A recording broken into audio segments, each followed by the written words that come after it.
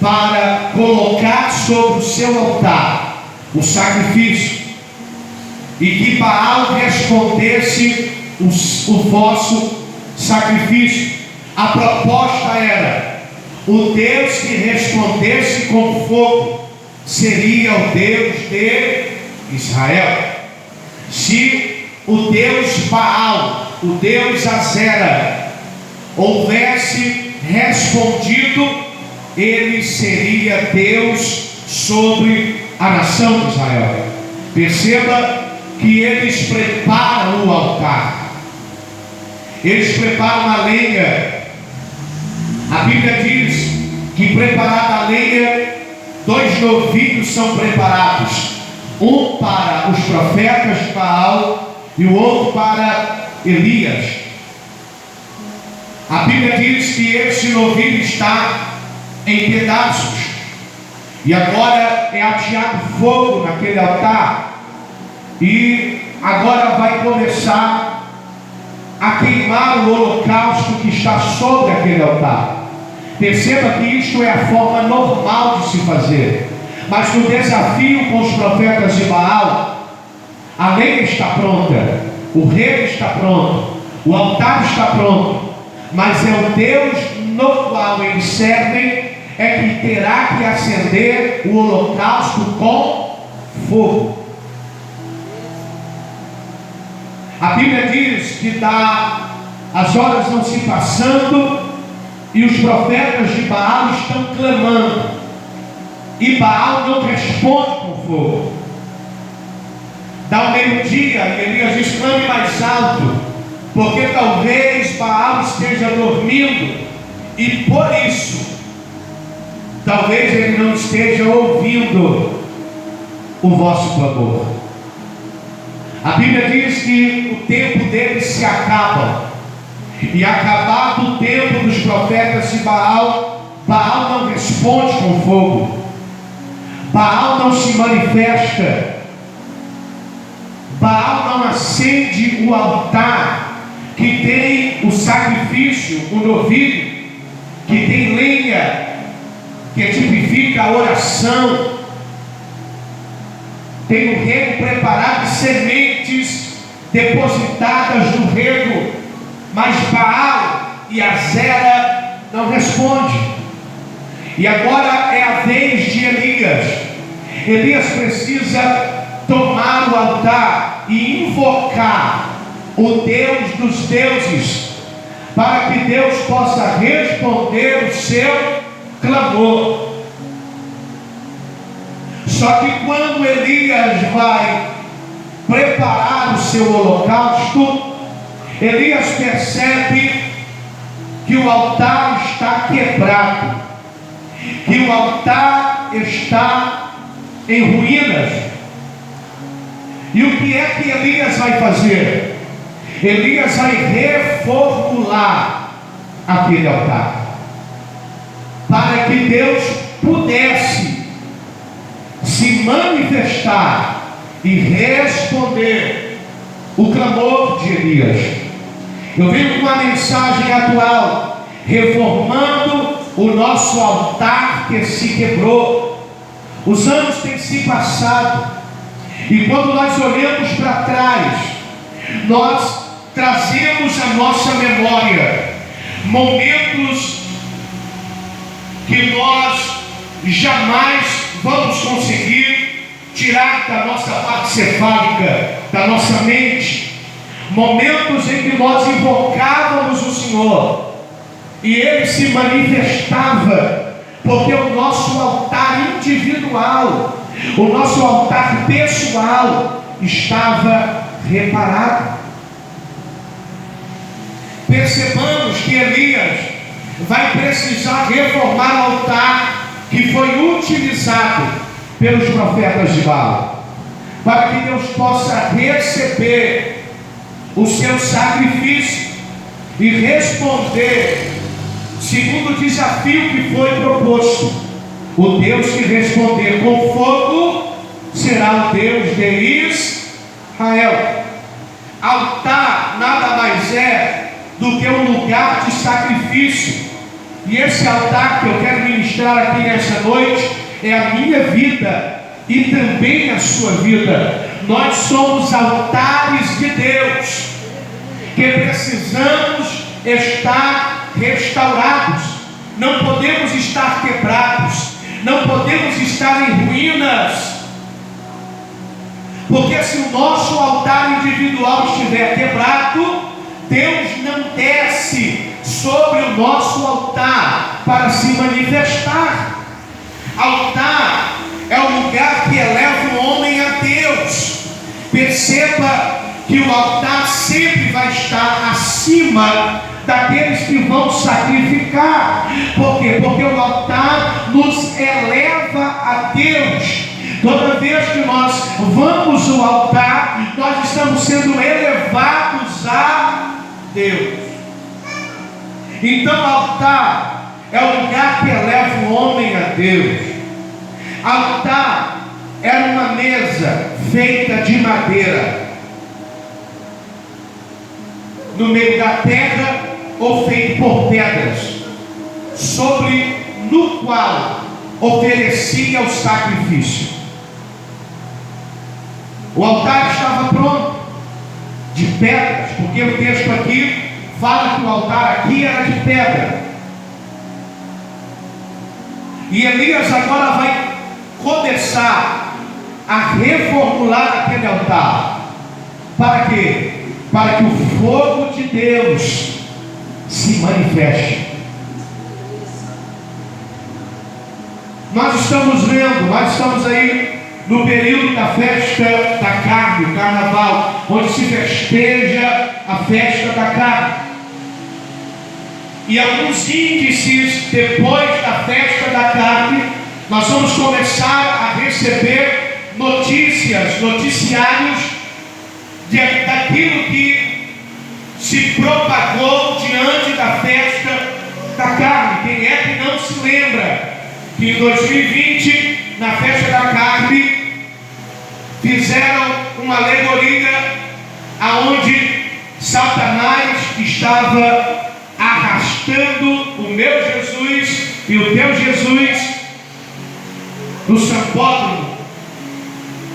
E nós já conhecemos o que foi acontecendo depois desta festa em 2020.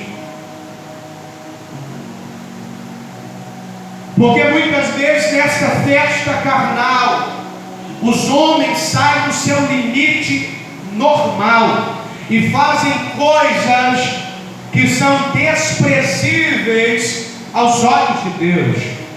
O homem nesse período já é de forma comprovada que doenças transmissíveis nesse período tem um avanço maior, porque os homens, e quando falo de homens estou falando de mulheres, vão da festa da carne para viver orgias, para viver uma vida dissoluta. Eu recebi uma informação que para estar na arquibancada do sambódromo é entre 4.000 a 2.500 reais. E eles se preparam o ano inteiro para estar na festa da carne. Famílias destruídas, porque muitas pessoas vão à festa da carne, ao carnaval, e quando voltam as famílias estão destruídas por traições e muitas coisas que vão acontecendo.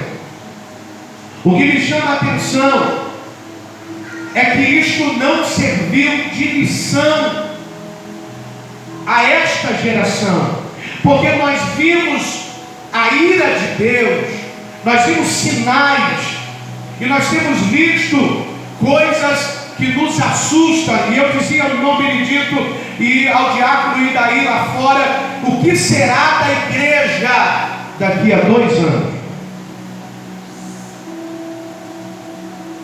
Se os nossos altares particulares não forem restaurados, será que o fogo de Deus vai continuar descendo e se manifestando? Perceba que o vigor que muitos de nós que aqui estamos, não é mais o mesmo. E eu dizia aos irmãos, o problema não é nós envelhecermos, o problema é não se levantar uma geração nova, com o altar restaurado, para receber de nós experiência, e com as nossas experiências espirituais, para que eles tenham as experiências deles particulares e pessoais avançarem. Elias vai reformar o altar. Elias, em sã consciência, está dizendo: o meu Deus não vai descer nesse altar quebrado. O meu Deus não vai se manifestar com eu adorando de qualquer maneira. O meu Deus não vai se manifestar com eu não me preparando em alto nível para pregar. O meu Deus não vai se manifestar em qual seja a área em que eu estiver, se ele não for prioridade no meu altar. Elias reforma o altar, e a primeira coisa que ele vai fazer é escolher 12 pedras. O altar não é de madeira, existem altares de madeira, mas o altar do desafio de Elias é de pedras. E pedra fala de sustentabilidade, pedra fala de edificação. Então Elias vai escolher 12 pedras. E quando Elias escolhe as 12 pedras, ele está mostrando ao povo de Israel a sua propriedade e o direito que o Senhor tinha sobre o seu povo. Porque as 12 pedras representam as 12 tribos de Israel. Então ele está trazendo um memorial. Ele está trazendo um memorial do que o eterno Deus já havia feito em tempos antigos, e que agora ele vai fazer de novo, mas com o altar restaurado. Quem está aí, diga glória. 12 pedras. A primeira pedra que Elias vai colocar naquele altar, para a edificação daquele altar, é a obediência. A segunda pedra que Elias vai colocar é renúncia. A terceira pedra que Elias vai colocar é fidelidade. A quarta pedra que Elias vai colocar é oração. A quinta pedra que Elias vai colocar é palavra. A sexta pedra que Elias vai colocar naquele altar é jejum. A sétima pedra que Elias vai colocar é temor. A oitava pedra é perseverança. A nona pedra é resiliência, estrutura para resistir. A 10ª pedra, amor ao próximo. 11ª pedra, que ali está edificando o altar, intimidade. E a 12ª pedra, compromisso. Perceba que Deus não desce em altares que não têm obediência. Perceba que Deus não desce em altares que não têm renúncias. Perceba que Deus não desce em altares onde há infidelidade. Perceba que Deus não desce em altar onde não existe oração. Oração é a chave que nos liga aos céus. E Ele está edificando o altar e colocando a pedra da oração. Deus não tem como se manifestar se no meu e no seu altar não tiver a palavra. Porque a palavra é a base da nossa sustentabilidade. É quando nós estamos passando por dias maus, nós lembramos e trazemos à nossa memória a palavra. São dias muitas vezes de dor, de perda, de depressão, de crise de ansiedade, de medo. Pessoas que muitas vezes olham para as circunstâncias, e as circunstâncias são tão tamanhas que ele acha que não vai sair de lá mais.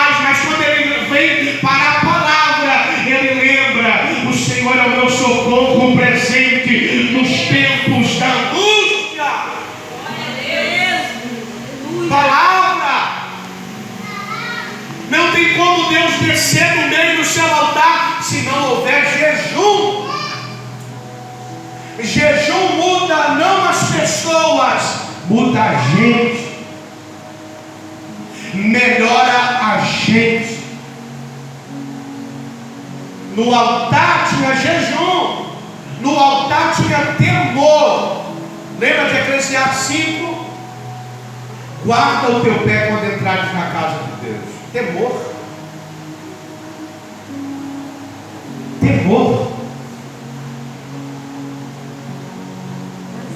Temor que está se esvaindo. O que nós ouvimos nesse tempo presente?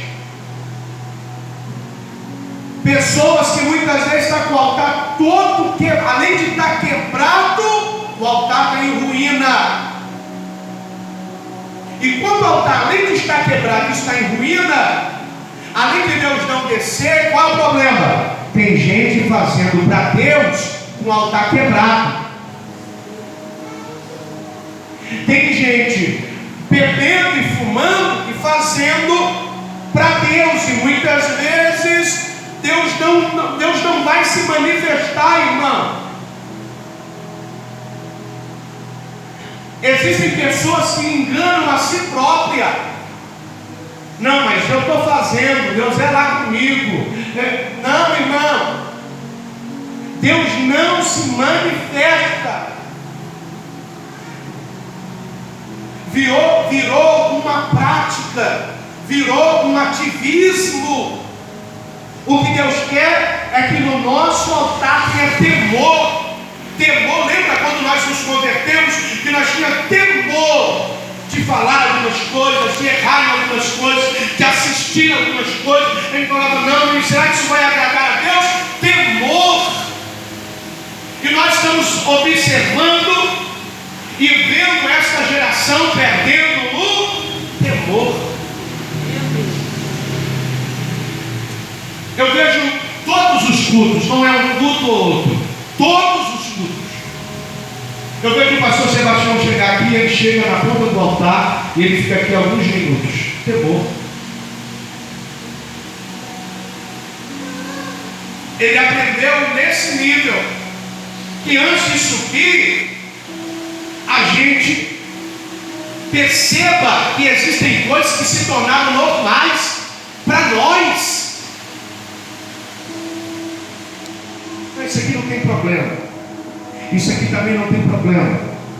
Eu disse na semana passada, e vou repetir, eu recebi um convite para pregar. Quando eu recebi o tema, o Senhor falou para mim, está vendo? Entretenimento. Você está indo pregar num ambiente em que eles montaram entretenimento para você falar. Eu digo, então eu não vou. Eu digo, vá e pregue o que eu te mandar pregar. Então entendamos, o temor não pode sair do nosso altar.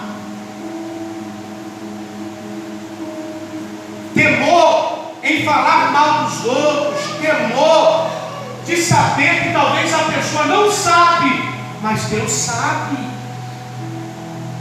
Temor em roubar a Deus em dízimos e ofertas e achar que está passando limpo. Não está, Deus está vendo. Temor.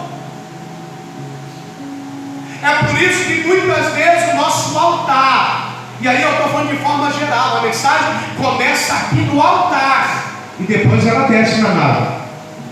E aí muitas vezes a gente quer fogo, quer Deus respondendo. Então está dizendo, como é que eu vou responder em cima desse altar que está quebrado? Amanaia téria. Ontem nós voltamos para a montanha da oração. E eu subindo, porque tem coisas que são naturais, mas eu sou um homem que entendo as coisas espirituais. E no meio do caminho subindo, do nada, eu tomei um tombo, bati a boca no chão e eu disse, acabei com a minha boca. Do nada. Parece que eu tomei uma rasteira. Eu digo, Jesus.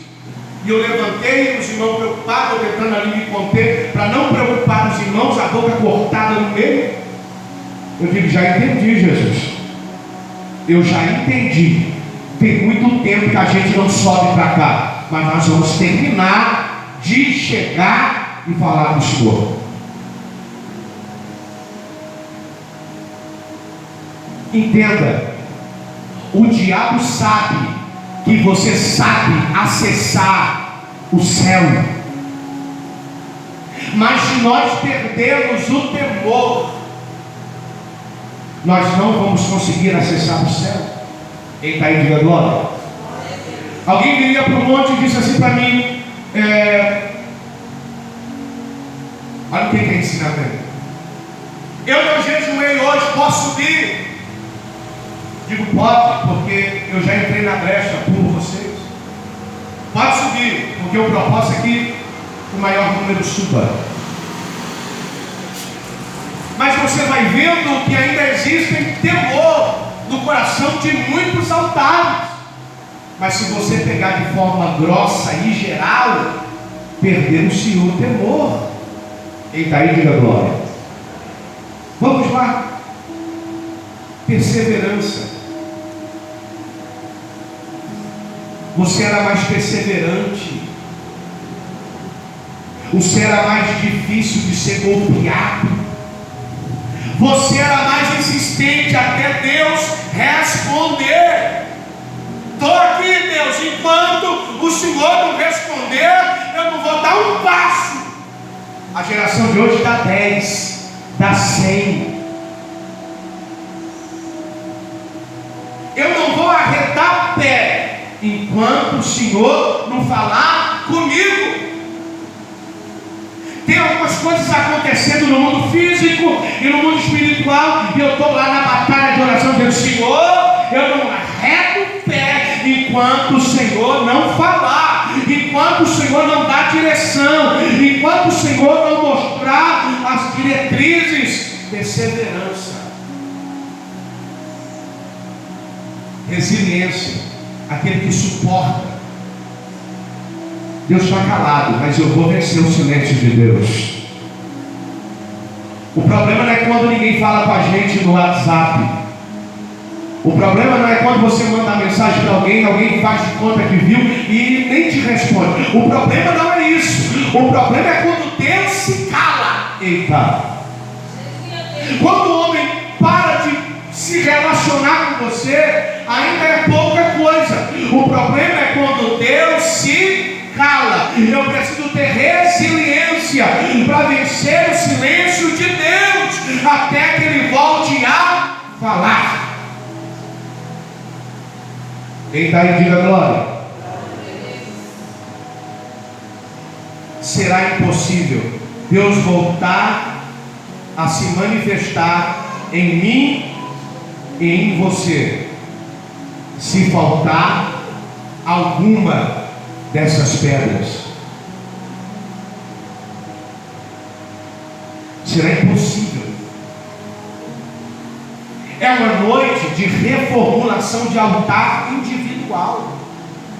É uma noite que nós vamos sair daquelas portas para fora daqui a alguns minutos e nós vamos ter que tomar novas decisões na nossa caminhada. Isso aqui não dá, isso aqui eu não negocio mais, isso aqui não me acrescenta, isso aqui não soma, isso aqui não está me fazendo crescer, isso está me fazendo andar para trás, isso aqui ele anda lá da combinacia. Porque eu dizia aos diáconos, quanta gente boa a gente está vendo sucumbir. Quanta gente melhor do que a gente, mais inteligente, mais douto, mais sábio, com mais unção, com mais graça, com mais talento, com mais habilidade, e a gente está vendo sucumbir, porque uma hora ou outra, ele combinacia, o altar está quebrado e entrou em ruínas. E com a vida corrida, nesse tempo presente, o altar se quebra e a gente não percebe. Meu Deus.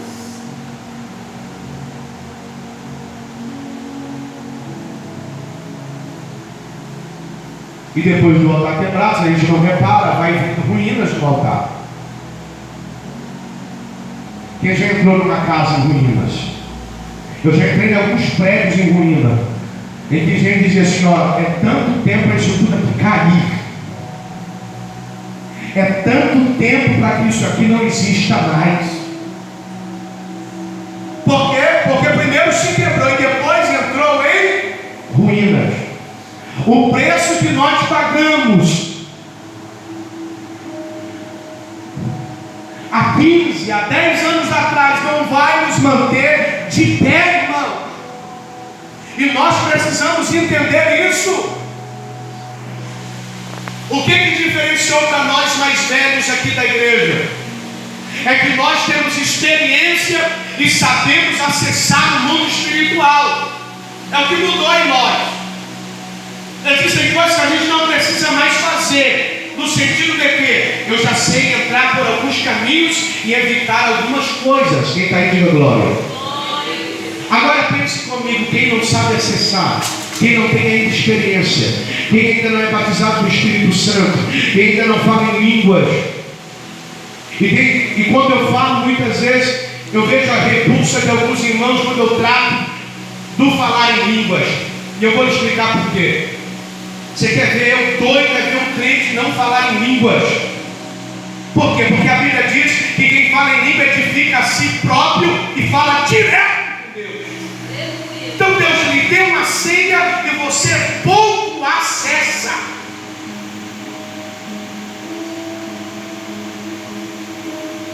Porque nesse momento que o seu altar está restaurado, reformado, você acessa Deus e Deus te envolve, irmão. É automático. Nós chegamos no monte ontem, 6 pessoas. Mas um pouquinho que a gente começou a adorar, o Espírito Santo entrou lá dentro.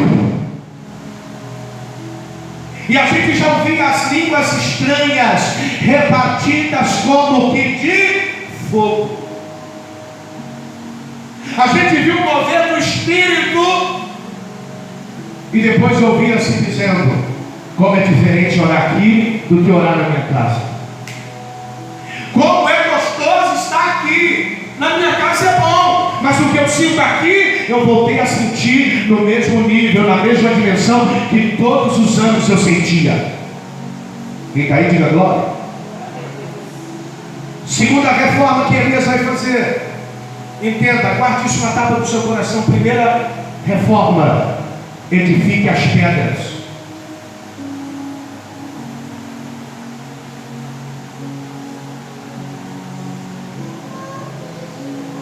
Nós não voaremos espiritualmente andando com gente que não tem altar com Deus,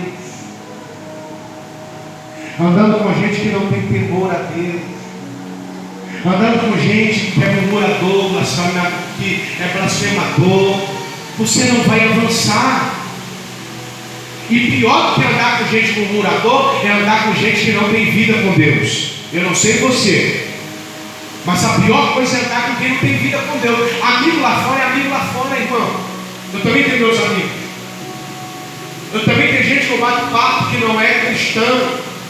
A gente troca figurinha. Mas para caminhar espiritualmente é com quem fala a mesma língua. É com quem tem a mesma visão. É com quem que, por mais que não entenda a visão, está caminhando para tentar entender. Alaia Péria. A segunda reforma, Elias vai abrir um rego. Aponta para a separação do mundo, para a santificação e consagração ao Senhor. Quando Elias abre um rego, ele está nos mostrando que não dá para a gente ser crente aqui e viver misturado com o mundo. O rego nos demonstra e nos revela que quem é santo, santifique-se mais ainda.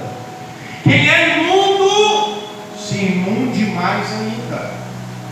Mas isso aqui não tem problema aos nossos olhos.